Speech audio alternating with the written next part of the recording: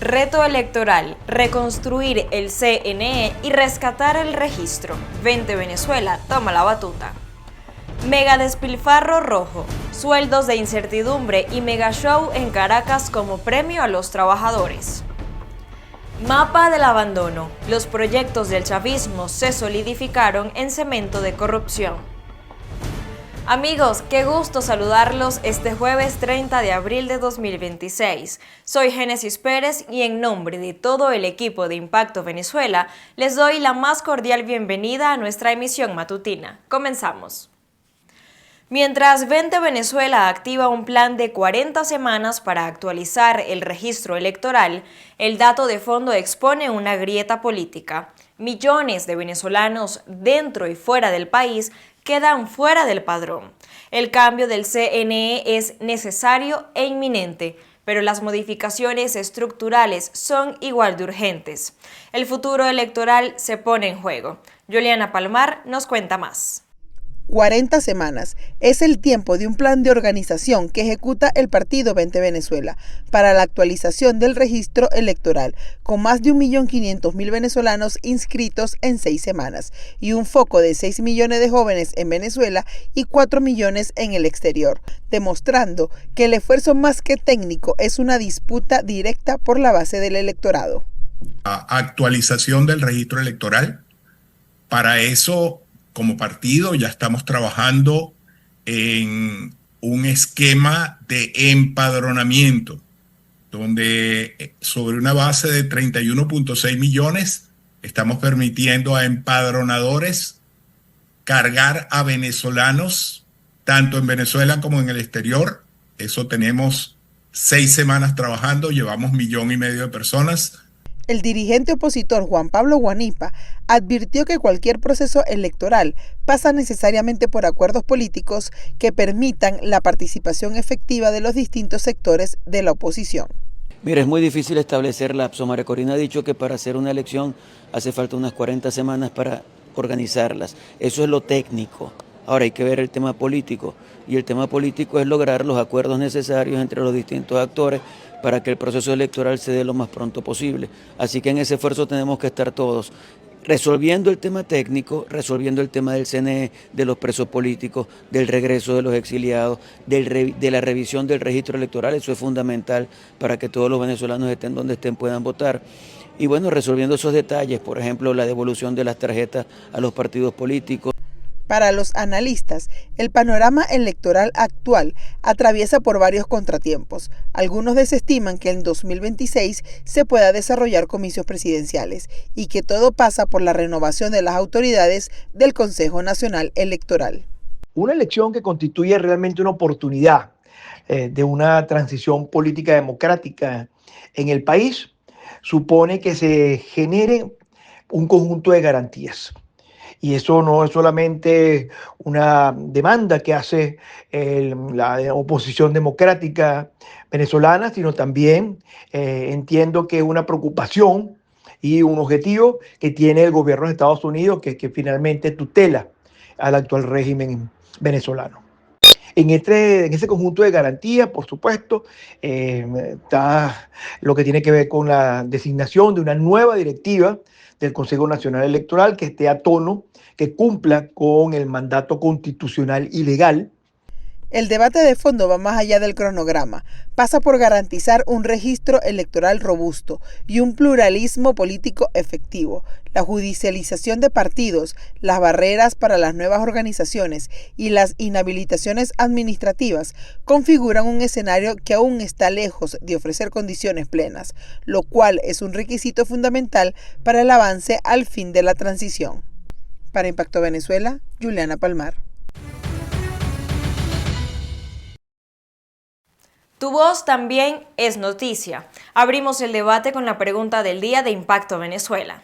El futuro electoral de Venezuela se juega entre la reconstrucción del CNE y millones de ciudadanos fuera del padrón electoral.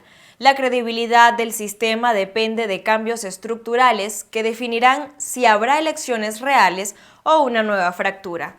¿Qué debería ser prioridad? ¿Incluir a los venezolanos en el exterior o reformar el sistema interno? Participa y haz sentir tu opinión en nuestras plataformas digitales. Te leemos en la emisión estelar. El chavismo ha dicho una y otra vez que los recursos son limitados y un aumento salarial en Venezuela debe estudiarse, pero como premio a los trabajadores anuncia un mega concierto en Caracas con artistas internacionales, lo cual para muchos representa un despilfarro de fondos, otra vieja práctica de la tolda roja. ¿Falta de dinero o falta de interés? Quique Frías nos amplía. Días después que desde el régimen venezolano enfriaran la expectativa de un significativo aumento salarial, supuestamente por falta de fondos, el presidente de la Asamblea Nacional, Jorge Rodríguez, anuncia un megaconcierto en Caracas. Es decir, para los sueldos, moderación, pero para conciertos sí hay gasto y también espectáculo. Y el viernes, un regalo, un gran festival, un gran concierto en La Carlota, con 8 tarimas donde confluirán artistas nacionales, artistas internacionales. No dejan de ser un show más. Un show para desviar la atención, para distraer el reclamo que vienen haciendo los venezolanos y las movilizaciones que vienen haciendo los trabajadores en todo el país. Movilizaciones que no solamente es por el tema del salario eficiente, un salario que vaya en función a lo que establece el artículo 91 de la Constitución. Hoy, un salario que está completamente desaparecido, sino que tiene que ver también con el tema de los servicios públicos, que están deteriorados, que cada vez van en mayor retroceso. La indignación se movió rápido en redes sociales. Ciudadanos cuestionaron que el régimen hable de ingresos limitados mientras monta un espectáculo masivo antes del 1 de mayo. El dirigente y expreso político Jesús Armas recordó que Jorge Rodríguez ya fue señalado por despilfarro durante su gestión como alcalde de Caracas, con gastos millonarios en conciertos y eventos públicos. Cuando Jorge Rodríguez fue alcalde de Caracas, despilfarró millones de dólares en conciertos en medio de una crisis humanitaria. Ahora repite la fórmula. No hay aumento de sueldos, sin embargo, hay una parranda que nada le deja a Venezuela. Pero el debate salarial a horas del Día del Trabajador está servido. Luigi Picela, miembro de la Comisión para la Evaluación y Clasificación de Activos Públicos, creada por la propia encargada de la presidencia, Delcy Rodríguez, explicó que cada aumento de $10 en el sueldo base puede costarle al Estado cerca de 1.500 millones de dólares al año. Multiplica esos $10 por los 5.500.000 pensionados y te da 666.000 millones de dólares. Si sumas eso, Pedro, en un año, bueno, hablas de 1.541 millones de dólares, solamente $10. Ya se pueden hacer transacciones desde el punto de vista internacional, se ha hablado de inversiones en el país, se ha solicitado la liberación de una cantidad de dinero, entonces pues la presidenta encargada debe de alguna manera distribuir y cumplir con las exigencias que vienen haciendo los trabajadores en materia salarial para que finalmente se puedan dar respuestas cónsonas. Ese peso fiscal explica la política de bonos, pero no responde el gasto en megaconciertos en momentos de presunta austeridad para el país. Se han levantado las sanciones que tenía Venezuela, por ejemplo, las transacciones que puede hacer ya el Banco Central de Venezuela. Entonces, dinero hay para cumplir con los trabajadores, porque si hay dinero para hacer conciertos como ese, donde se gastan una gran cantidad de dinero, también hay dinero para los trabajadores, para sus reclamos, para las condiciones que deben cumplirse. El malestar va más allá de las redes sociales. Este 30 de abril, gremios y sindicatos vuelven a las calles para exigir salarios dignos y marchar hacia Miraflores. Nada que celebrar, mucho que exigir por la situación de arrinconamiento que hemos tenido los trabajadores, sin salario que nos permita tener poder adquisitivo. El régimen prepara conciertos, los trabajadores preparan protestas. 2 agendas para una misma Venezuela. Una celebra en tarima, la otra reclama sobrevivir y salarios dignos. Reportó para ustedes Quique Frías, Impacto Venezuela. La jubilación de 8 magistrados del Tribunal Supremo de Justicia acelera un cambio que va más allá de lo administrativo. En plena transición política, el verdadero pulso está en quienes ocuparán esas sillas, si serán continuidad del pasado o el rostro de un nuevo sistema judicial. María José Prado con el reporte. La Sala Plena del Tribunal Supremo de Justicia aprobó la salida de 8 magistrados de distintas instancias del organismo, activando el proceso para que la Asamblea Nacional designe a sus reemplazos a través del Comité de Postulaciones Judiciales. Mientras tanto, suplentes asumirán temporalmente. En mi opinión, este cambio que estamos viendo en el Tribunal Supremo de Justicia forma parte de la reconfiguración de la estructura de poder que lleva a cabo Delcy Rodríguez. Lo hizo con el gabinete de Nicolás Maduro, lo hizo con el Ministerio de Defensa y ahora lo está haciendo con el Poder Judicial. El principio de Delcy es muy simple. Los actores que estaban en las instituciones venezolanas el 3 de enero eran actores que eran leales a Nicolás Maduro y está haciendo un gran esfuerzo de cambio y readaptación institucional para poner en los puestos claves de las instituciones del país a personas que sean totalmente leales a ella. El movimiento ocurre en un contexto político particular. Tras el arresto de Nicolás Maduro en enero, el sistema institucional entra en una etapa de transición donde el Poder Judicial es una pieza fundamental. El cambio puede leerse en dos direcciones, como una depuración de figuras de la etapa anterior y al mismo tiempo como el intento de construir un nuevo TSJ. En ese sentido, durante una transición, el Poder Judicial es indispensable para dos cosas muy importantes. Primero, generar garantías de que los que salen del poder no van a ser perseguidos por el nuevo gobierno democrático. Y segundo, generar un marco institucional apegado al Estado de Derecho, cuyo principal objetivo sea investigar con imparcialidad los delitos cometidos en el gobierno que está saliendo. Entonces, el Poder Judicial es clave, no solamente para bajar los costos de salida de cara a la transición, sino para asegurarle a las víctimas y a los venezolanos que va a haber un proceso de establecimiento de responsabilidades penales. Hechos como la despedida en video de la magistrada Carmen Eneida Alves Navas han sumado ruido a un proceso que debería centrarse en institucionalidad.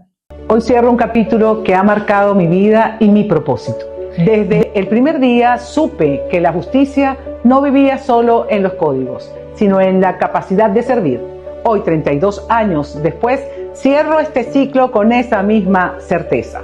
Aunque oficialmente son 8 las jubilaciones, versiones extraoficiales y vacantes previas sugieren que el número de puestos a cubrir podría ser mayor, aumentando a al menos 16, según Alberto News, lo que amplía el alcance de la renovación y también las dudas sobre el proceso. Lo que ha pasado en los últimos 27 años, con sus honrosas excepciones, es que la mayoría de funcionarios y de magistrados que han ocupado los más altos cargos dentro del Tribunal Supremo de Justicia eran nada más y nada menos que militantes del PSUV, y no tenían ni la preparación académica, ni la imparcialidad, ni la experiencia para las tareas jurídicas que se le encargaron. Entonces, si el Tribunal Supremo de Justicia quiere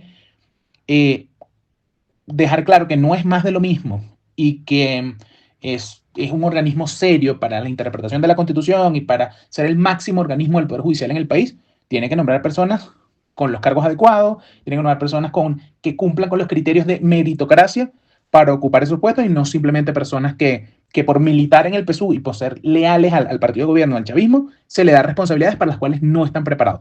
En este escenario, el proceso de postulaciones será determinante no solo por la rapidez con la que se cubran las vacantes, sino por la transparencia y los criterios que se utilicen para elegir a los nuevos magistrados. Porque en medio de una transición, el cambio en el TSJ no es un detalle menor, pueden marcar la diferencia entre una simple sustitución de nombres o el inicio real de un nuevo sistema de justicia. En el contexto actual, el objetivo del chavismo, dicen, es uno solo: forzar la autocensura sin necesidad de volver a encarcelar. Las prácticas y registros del 2025 y 2026 lo demuestran. La prensa en Venezuela continúa bajo acecho. Juan Gutiérrez Gamba con el informe. En Venezuela, la libertad de prensa sigue siendo una promesa a medias. Tras la captura de Nicolás Maduro, se abrió una nueva etapa política en el país. El régimen de Delcy Rodríguez anunció liberaciones masivas de presos políticos. Entre enero y el 26 de febrero, los 28 trabajadores de prensa que permanecían detenidos fueron excarcelados, pero 20 de ellos salieron con una condición: causas abiertas, medidas cautelares y la obligación de presentarse periódicamente ante un tribunal que nunca avanza. Los números del primer trimestre de 2026 hablan por sí solos. El Colegio Nacional de Periodistas documentó 79 agresiones contra la prensa entre enero y marzo, 18 detenciones arbitrarias, 15 deportaciones de corresponsales extranjeros y el cierre de 4 emisoras de radio. Hasta hoy, ninguna autoridad del chavismo se pronunció. Para Reporteros Sin Fronteras, Venezuela ocupa el puesto 160 de 180 países en libertad de prensa, el tercer peor lugar de América Latina. El Colegio Nacional de Periodistas tiene un nombre para lo que viven esos 20 comunicadores: limbo jurídico. Sus causas no avanzan hacia un juicio porque no hay pruebas, pero el Estado tampoco dicta el sobreseimiento. Las medidas cautelares les impiden salir del país y los mantienen bajo la amenaza permanente de que el proceso pueda reactivarse en cualquier momento. Los medios masivos de comunicación y los medios alternativos de comunicación siguen siendo presos de censuras abiertas o implícitas también, y de independencia frente a los tres poderes del Estado. Dudo mucho que la transición democrática se esté llevando con unas reglas de juego claras. La ley de amnistía que la encargada de la presidencia promulgó el 19 de febrero y cerró apenas 63 días después, no articuló ningún mecanismo de justicia transicional. No hay comisión de la verdad, reparación para los detenidos o reconocimiento de los hechos de violencia política. Y el acuerdo diplomático firmado el 24 de abril entre Rodríguez y el presidente Gustavo Petro, que incluyó cooperación de seguridad fronteriza e interconexión gasífera, tampoco incluyó una sola garantía explícita para la libertad de prensa en la frontera. En el caso del periodismo en la frontera ocurren otras dinámicas, porque las relaciones históricas entre Colombia y Venezuela han estado mediadas precisamente por una interacción social y cotidiana muy profunda que tiene una gran incidencia en narrar a través de la reportería, a través de la crónica, a través de la entrevista, esos hechos diarios, esos hechos cotidianos que tienen un nicho y tienen un target, que son esos lectores de la frontera. Lo que ocurre en Venezuela tiene un efecto directo sobre cómo los medios colombianos cubren el país vecino. El 5 de enero, mientras Caracas juramentaba a Rodríguez, un periodista colombiano y uno español, fueron detenidos en el cruce fronterizo de Cúcuta y San Antonio del Táchira. Sus equipos fueron revisados y horas después fueron liberados y devueltos a Colombia. Pero el problema no es solo el periodista detenido, es el periodista que trabaja con una causa abierta sobre su cabeza. Edgar Cárdenas, secretario general del Colegio Nacional de Periodistas en Caracas, lo resume sin rodeos. La medida cautelar no es un paso procesal, es un castigo permanente y su objetivo es forzar la autocensura mediante la amenaza latente de reactivar el proceso en cualquier momento. Esto a nivel judicial es una burla y es un horror. Se está hablando de una libertad condicionada y de una nueva mordaza a esos periodistas que serán liberados porque por supuesto no van a poder seguir ejerciendo su oficio de manera abierta y libre. El país tiene hoy unas elecciones presidenciales pendientes y sin cronograma definido, un gobierno que no cierra las causas de los periodistas que liberó, y un acuerdo con Colombia que habla de gas y fronteras, pero que guarda silencio sobre la libertad de informar. En Venezuela, la cárcel ya no siempre tiene rejas, a veces tiene la forma de un expediente que no avanza, de un juez que no cita o de un teléfono que se sabe intervenido. El tiempo corre, la realidad no espera. Seguimos con Impacto en 60 segundos. 2 noticias en tiempo récord. Transparencia Venezuela geolocaliza más de 200 obras inconclusas del chavismo. Un informe de la ONG reveló la existencia de 246 obras inconclusas o abandonadas en 22 estados del país, iniciadas desde la llegada del presidente fallecido Hugo Chávez al poder y que se mantuvieron sin culminar bajo el mandato de Nicolás Maduro y ahora a la espera de que la encargada de la presidencia Delcy Rodríguez les preste atención. El mapa interactivo presentado por la organización muestra hospitales que nunca se construyeron, escuelas en peor estado que antes de su rehabilitación, conjuntos residenciales reducidos a bases de cemento y grandes proyectos como el Sistema Ferroviario Nacional en total abandono. El informe, basado en documentos oficiales, investigaciones periodísticas y datos verificados en terreno, denuncia la opacidad en el manejo de recursos públicos, la ausencia de presupuesto nacional desde 2017 y la malversación de fondos que ha impactado directamente en la calidad de vida de los venezolanos. Venezuela abre puerta a BP y recibe delegación de Estados Unidos para acuerdos energéticos y mineros. El gobierno de Delcy Rodríguez firmó este 29 de abril un memorando de entendimiento con la británica British Petroleum para explorar y explotar gas en la plataforma del Tana, al noreste del país. BP instalará una oficina permanente en Caracas y se suma a las negociaciones ya abiertas con Eni, Chevron y Repsol. tras la flexibilización de sanciones petroleras. De igual forma, trascendió que una delegación de la Casa Blanca, liderada por J. Rod Agent, director del Consejo Nacional de Dominio Energético, viajará este jueves a Caracas para reunirse con autoridades y ejecutivos de los sectores petrolero y minero en el primer vuelo directo de American Airlines entre Miami y Caracas después de 7 años. Los acuerdos incluyen proyectos en petróleo, oro, aluminio y carbón, con miras a nuevas vías de inversión y comercio. El empresario Víctor de Aldama declaró ante el Tribunal Supremo de España que el presidente del gobierno, Pedro Sánchez, dio el visto bueno al viaje de Delcy Rodríguez a Madrid en enero de 2020, pese a tener prohibida la entrada en la Unión Europea. Aldama relató que hubo autorizaciones de varios ministerios y que todo estaba preparado. Veamos. El ministro Ábalos le pide, autorización o le comenta al presidente. Yo en este momento estoy hablando por lo que he visto en los WhatsApp. Lo que yo sé exactamente y lo que a mí se me traslada y lo que me dice Coldo es el presidente ya ha dado su visto bueno para el viaje de la vicepresidenta. A lo que tengo que decir, que ella a mí personalmente me dice, Víctor, sabéis que yo tengo una sanción internacional y que no puedo volar. Y le digo, sí, lo he expuesto, lo sabe todo el mundo y me han dicho que no te preocupes absolutamente de nada. Entonces, una vicepresidenta de un país que sabe que está sancionada, que está avisando de que está sancionada, no se mete en un vuelo de 12 horas en la que sabe que en un momento dado se la puede tener. Es decir, me parece increíble que se diga que ese vuelo se ocurrió de la noche a la mañana, que no se programó, que se vino cuando hay una casa cogida que pago yo, cuando hay un catering pagado que pago yo, cuando va al Ministerio de Interior con la seguridad que manda el Ministerio de Interior, nunca he sabido quién, pero entiendo que Ministerio de Interior, CNI, a la casa, cuando viene la seguridad, el jefe personal de seguridad de la vicepresidenta Delcy Rodríguez a la casa, cuando viene el cocinero personal de Delcy Rodríguez a la casa.